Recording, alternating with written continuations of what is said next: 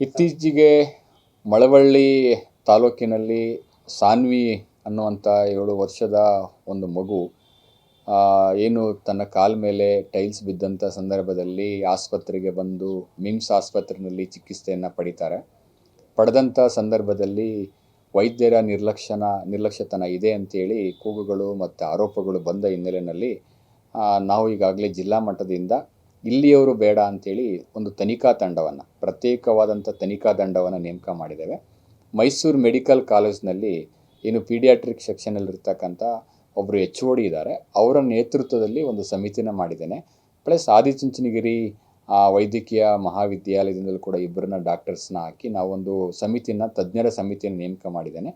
ಬಹುಶಃ ಇವತ್ತು ಅವರು ಬಂದು ಬೆಳಿಗ್ಗೆ ಎಲ್ಲ ದಾಖಲೆಗಳನ್ನು ಪರಿಶೀಲಿಸಿ ಮತ್ತು ಸಾನ್ವಿಯ ತಂದೆ ತಾಯಿಗಳಿಗೂ ಕೂಡ ಒಂದು ನೋಟಿಸನ್ನು ಕೊಟ್ಟು ಅವರ ಹೇಳಿಕೆಯನ್ನು ಕೂಡ ಪಡೆದುಕೊಂಡು ಸುದೀರ್ಘವಾದ ತನಿಖೆಯನ್ನು ಮಾಡಿ ಒಂದು ನಿಷ್ಪಕ್ಷಪಾತವಾದಂಥ ತನಿಖೆಯನ್ನು ಮಾಡಿ ಒಂದು ವರದಿಯನ್ನು ಕೊಡಲಿಕ್ಕೆ ಸೂಚನೆಯನ್ನು ಕೊಟ್ಟಿದ್ದೆ. ಅದ್ರ ಪ್ರಕಾರ ಅವರು ವರದಿಯನ್ನು ಕೊಟ್ಟಾದ ನಂತರ ಒಂದು ವೇಳೆ ವೈದ್ಯರ ನಿರ್ಲಕ್ಷ್ಯತನ ಇದೆ ಅಥವಾ ಚಿಕಿತ್ಸೆನೇ ಸರಿಯಾಗಿ ಕೊಟ್ಟಿಲ್ಲ ಅಂತ ಏನೋ ವರದಿನಲ್ಲಿ ಬಂದರೆ ಖಂಡಿತವಾಗೂ ಕೂಡ ಸಂಬಂಧಪಟ್ಟವರ ಮೇಲೆ ಸೂಕ್ತ ಕ್ರಮವನ್ನು ಕೈಗೊಳ್ತಾರೆ. ಎಷ್ಟು ದಿನ ವರದಿ ಕೊಡಬೇಕು?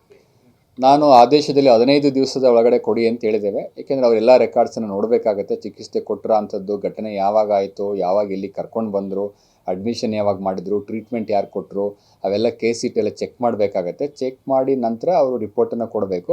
ಅವ್ರಿಗೂ ನಾನು ಸ್ವತಃ ಅವರ ಅಧ್ಯಕ್ಷರು ಯಾರಿದ್ದಾರೆ, ಡಾಕ್ಟರ್ ಪ್ರದೀಪ್ ಅಂತ ಇದ್ದಾರೆ, ಮೈಸೂರು ಮೆಡಿಕಲ್ ಕಾಲೇಜ್ ಡೀನ್ ಅವರು, ಅವ್ರಿಗೂ ಕೂಡ ನಾನು ಖುದ್ದಾಗಿ ದೂರವಾಣಿ ಮೂಲಕ ಕರೆ ಮಾಡಿ ಅವರಿಗೆ ವಿನಂತಿ ಮಾಡಿಕೊಂಡಿದ್ದೇನೆ. ಈ ವಿಚಾರದಲ್ಲಿ ಯಾವುದೇ ಕಾರಣಕ್ಕೂ ಕೂಡ ನೀವು ಕೂಡ ಒಂದು ನಿಷ್ಕಾಳಜಿಯನ್ನು ತೋರಿಸ್ದಲೇ ಭಾಳ ಸೀರಿಯಸ್ಸಾಗಿ ತೆಗೆದುಕೊಂಡು ನಿಷ್ಪಕ್ಷಪಾತವಾಗಿ, ಪಾರದರ್ಶಕವಾಗಿ ಮತ್ತು ಸಮರ್ಥವಾಗಿ ತನಿಖೆ ಮಾಡಿ ಅಂತಲೇ ಸೂಚನೆಯನ್ನು ಕೊಟ್ಟಿದ್ದೇನೆ ದೂರವಾಣಿ ಮೂಲಕ ಕರೆ ಮಾಡಿ.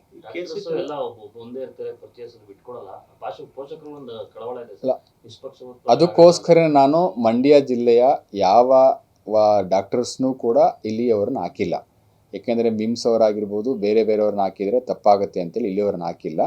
ಸೊ ಹೊರಗಡೆಯವ್ರನ್ನೇ ಹಾಕಿರೋದು. ಮೈಸೂರು ಮೆಡಿಕಲ್ ಕಾಲೇಜು ಒಂದು ಪ್ರತಿಷ್ಠಿತ ಮೆಡಿಕಲ್ ಕಾಲೇಜು, ಭಾಳ ಹಳೆಯ ಕಾಲೇಜು, ಅಲ್ಲಿಯವ್ರನ್ನ ಹಾಕ್ಕೊಂಡಿದ್ದೀನಿ.